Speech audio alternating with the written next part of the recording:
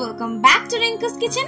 চলে এসেছি আরো একটা নতুন রেসিপি নিয়ে। তো আজকের রেসিপিটা হলো আমাদের সবার প্রিয় মাটন কষা। আশা করি এতক্ষণ দেখে তোমাদের জিভে জল চলে এসেছে। তো চলো আর বেশি কথা না বলে রেসিপিটা স্টার্ট করা যাক। তোমরা কিন্তু বাড়িতে কম বেশি সবাই মাটন রান্না করো, কিন্তু আজকে আমি তোমাদের যেই পদ্ধতিতে মাটনটা করে দেখাবো আশা করি এটা তোমাদের খুবই ভালো লাগবে। তো প্রথমেই আমি নিয়ে নিয়েছি সর্ষের তেল। তেলটা গরম হয়ে আসলে ফোড়নে দিচ্ছি এলাচ, দারচিনি, তেজপাতা, জয়িত্রী। সবকিছুকে একটু নেড়ে নেবো যাতে এর ফ্লেভারটা ভালো করে চলে আসে। তারপর আমি এর মধ্যে দিয়ে দিচ্ছি কেটে রাখা পেঁয়াজ। তো চলো পেঁয়াজটাকে একটু ভালো করে লাল লাল করে ভেজে নেওয়া যাক।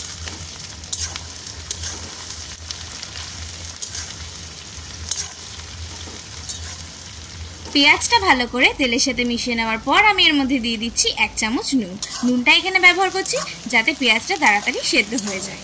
আচ্ছা, এখানে একটা কথা বলে রাখি, তোমরা যদি খাসির মাংসের টেস্টটা আরো দ্বিগুণ করতে চাও তাহলে ঠিক এই স্টেপেই খাসির চর্বিটা একটু ভেজে নেবে। তো চলো খাসির চর্বিটা ভালো করে পেঁয়াজের সাথে একটু ভেজে নিই।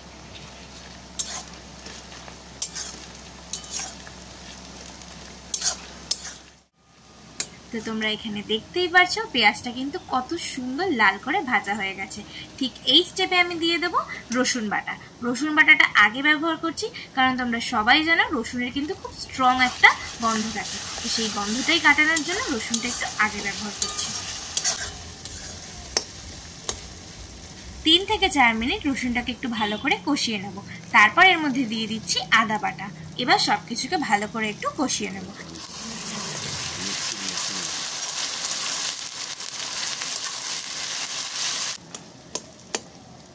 3 থেকে 4 মিনিট সবকিছুকে ভালো করে কষিয়ে নেওয়ার পর আমি এর মধ্যে দিয়ে দিচ্ছি লঙ্কা বাটা। আচ্ছা, ঝালটা কিন্তু তোমরা তোমাদের পরিমাণ মতন দিও। তো চলো সবকিছুকে ভালো করে একটু কষিয়ে নিই।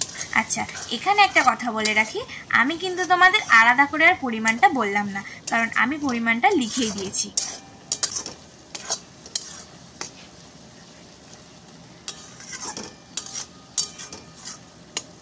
তো তোমরা দেখতেই পাচ্ছ মশলাটা কিন্তু প্রায় কষানো হয়ে গেছে।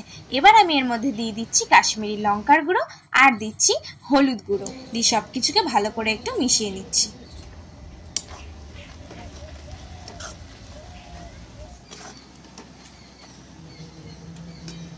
তো কাশ্মীরি লঙ্কার গুঁড়ো আর হলুদ গুঁড়ো দিয়ে একটু নেড়ে নেওয়ার পর আমি এর মধ্যে দিয়ে দিচ্ছি ধনে গুঁড়ো।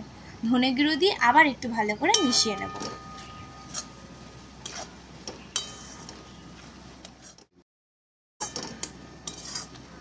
সবকিছুকে ভালো করে কষিয়ে নেওয়ার পর যখন মশলা থেকে এরকম তেল ছাড়বে ঠিক এই স্টেপে আমি ব্যবহার করব টমেটো পেস্ট। টমেটোটা দেওয়ার পর আমি সবকিছুকে আবার একটু ভালো করে কষিয়ে নেব যাতে টমেটোর কাঁচা গন্ধটা চলে যায়।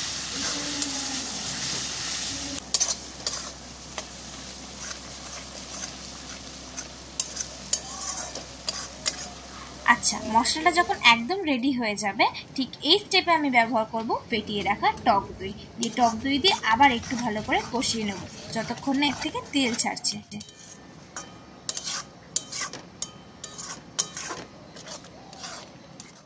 তো তোমরা দেখতেই পাচ্ছ মশলা দিয়ে কিন্তু তেলটা একদম ছেড়ে দিয়েছে। এবার এটাকে আমি নামিয়ে রেখে দেবো। তো চলো এবার খাসির মাংসটাকে ভালো করে সেদ্ধ করে নেব। তার জন্য আমি নিয়েছি একটা প্রেসার কুকার। এবার এর মধ্যে একে একে খাসির মাংসগুলো দিয়ে দিচ্ছি।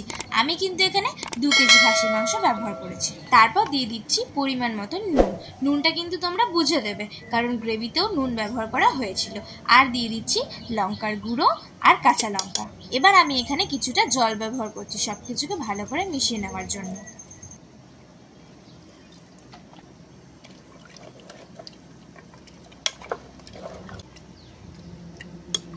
সবকিছুকে ভালো করে মিশিয়ে নেওয়ার পর আমি এর মধ্যে দিয়ে দিচ্ছি আগে থেকে তৈরি করে রাখা গ্রেভিটা। আচ্ছা, আমি কিন্তু এখানে সব গ্রেভিটা ব্যবহার করছি না, কিছুটা গ্রেভি রেখে দিচ্ছি পরে ব্যবহার করব বলে। আচ্ছা, এখানে একটা ছোট্ট টিপস, আমি এখানে জায়ফলটাকে এরকম করে গ্রেট করে দিচ্ছি যাতে মাংসটা তাড়াতাড়ি সেদ্ধ হয়ে যায়। আচ্ছা, তোমাদের কাছে যদি এরকম গ্রেটার না থাকে তোমরা কিন্তু এটাকে গুঁড়ো করেও দিতে পারো। আর এর মধ্যে দিয়ে দিচ্ছি শাহি গরম মশলা। এবার আমি এটাকে ভালো করে সেদ্ধ করে নেব। আমি কিন্তু এখানে 10 থেকে 12টা সিটি মেরেছি। তোমাদের যদি ওর মধ্যেও সেদ্ধ না হয় তাহলে তোমরা তার থেকেও বেশি সিটি মেরে নিতে পারো।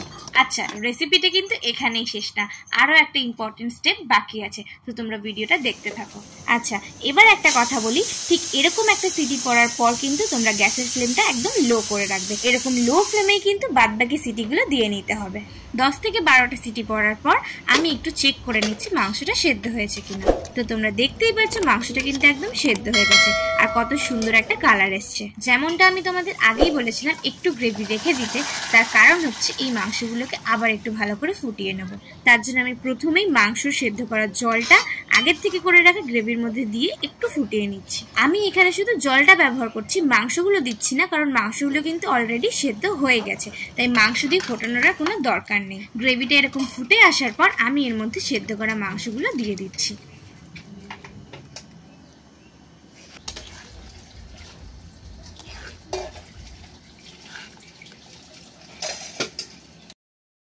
মাংসগুলোকে ভালো করে গ্রেভির সাথে মিশিয়ে নেওয়ার পর আমি এর মধ্যে দিয়ে দিচ্ছি 1 চামচ চিনি, টেস্টটাকে ব্যালেন্স করার জন্য। চিনিটা দিয়ে একটু ভালো করে নেড়ে নেওয়ার পর আমি এর মধ্যে দিয়ে দিচ্ছি হোমমেড গরম মশলা।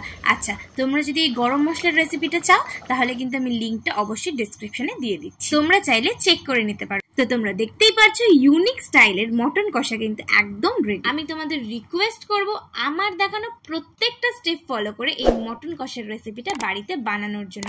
আশা করি এই রেসিপিটা বানানোর পর অন্যরকম পদ্ধতিতে মটন কষা খাওয়া ভুলেই যাবে। ভিডিওটা ভালো লাগলে অবশ্যই লাইক আর সাবস্ক্রাইব করো। Thanks for watching.